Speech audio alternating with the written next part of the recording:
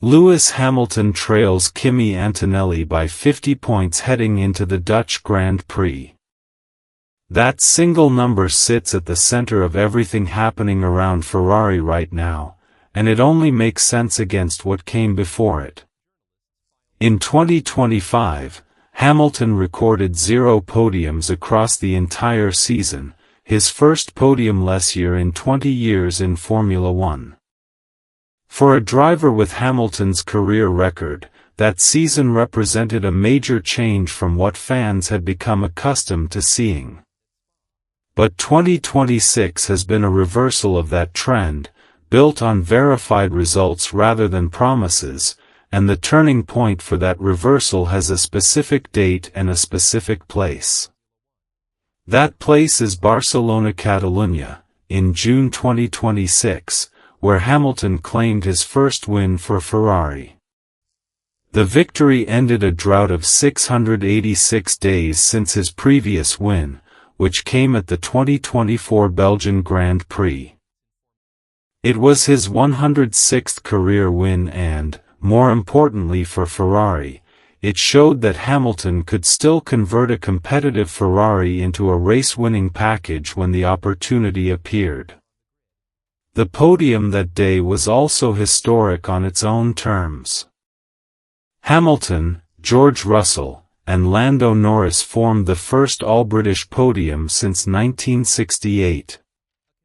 That result carried extra weight because Antonelli retired late in the race while fighting for a podium spot himself.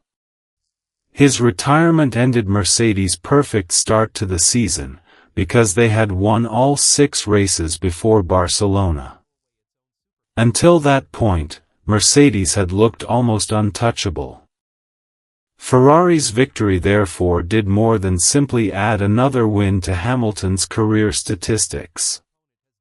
It provided the first major indication that the balance of performance could change if Ferrari continued developing its car in the right direction. Barcelona was scene setting, not the main story.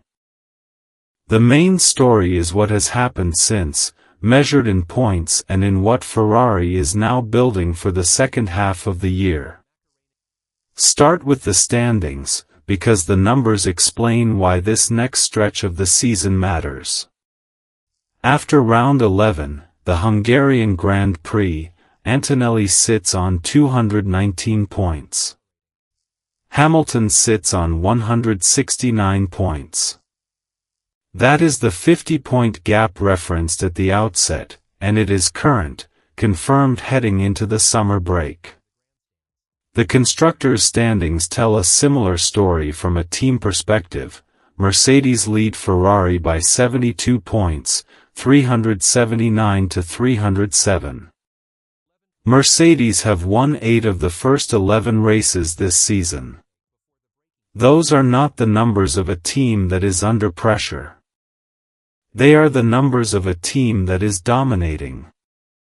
Mercedes have established themselves as the benchmark across the opening part of the championship, while Ferrari have been operating from behind and trying to close the performance gap through development. Which is exactly what makes the next part of this story worth paying attention to. Why would a team this far ahead, winning at this rate, need a plan B? That question starts with what Ferrari is doing at Zandvoort. The team is introducing a new SF26 floor and platform for the Dutch Grand Prix, running from August 21st to 23rd. This is described as a direct evolution of the package first introduced in Barcelona.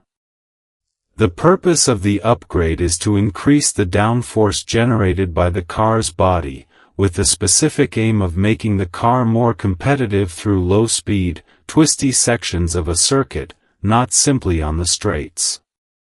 That distinction is important because Formula One development is not simply about adding more downforce everywhere. Teams have to find the right aerodynamic balance for the characteristics of each circuit. A package that produces more performance at a high-speed track may not necessarily deliver the same advantage at a circuit where mechanical grip, slow corners, and aerodynamic efficiency become more important. According to the reporting chain, which includes Gazzetta dello Sport and Autoracer.it via journalist Paolo Filicetti, this represents Ferrari's third aero package of the season. There is also a detail about timing that matters here. This floor was not originally planned to arrive this early in the calendar. Ferrari fast-tracked its introduction after comparing performance data from the Austrian and British Grands Prix. That decision suggests urgency rather than a preset development schedule being followed on autopilot, and that creates an interesting situation for Hamilton. He already has a win with Ferrari in 2026. He is now second in the championship behind Antonelli. But the objective for Ferrari cannot simply be to produce occasional race wins. If the team wants Hamilton to remain in genuine championship contention, it needs a sustained improvement in the car's performance across different types of circuits. The engine side of this story requires a correction to how it has been reported elsewhere.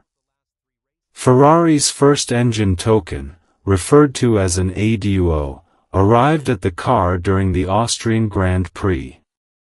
The second engine upgrade, and this is the part that needs clarifying, is not coming at Zandvoort. It is being saved for Monza. Reports from Formula1.it and Gazzetta dello Sport indicate the second ADUO token is being held back specifically for Monza, and the reasoning fits the characteristics of each circuit. Zandvoort is a high downforce, low power sensitivity track. That makes it logical to spend an aerodynamic upgrade there rather than a power upgrade. Ferrari can focus on generating the performance it needs through the corners without using an engine development token where its potential benefit would be less significant. Monza is completely different. The Italian circuit is defined by long straights, heavy braking zones and low downforce configurations. Straight-line performance and engine power become much more valuable there. Ferrari therefore appears to be sequencing its development rather than simply introducing every available upgrade at once. The upgrade being saved for Monza is reportedly worth around 15 horsepower, translating to approximately 0.2 seconds per lap at that specific circuit. On a track where margins can be incredibly small, 0.2 can become significant, especially when qualifying positions and race strategy are separated by fractions of a second. This is not a case of Ferrari throwing every upgrade at the car simultaneously. It is deliberate sequencing, aerodynamics at a downforce-dependent track, power at a power-dependent track, spread across two of the remaining rounds rather than concentrated into one. Set against that development pace is a separate piece of reporting concerning Mercedes.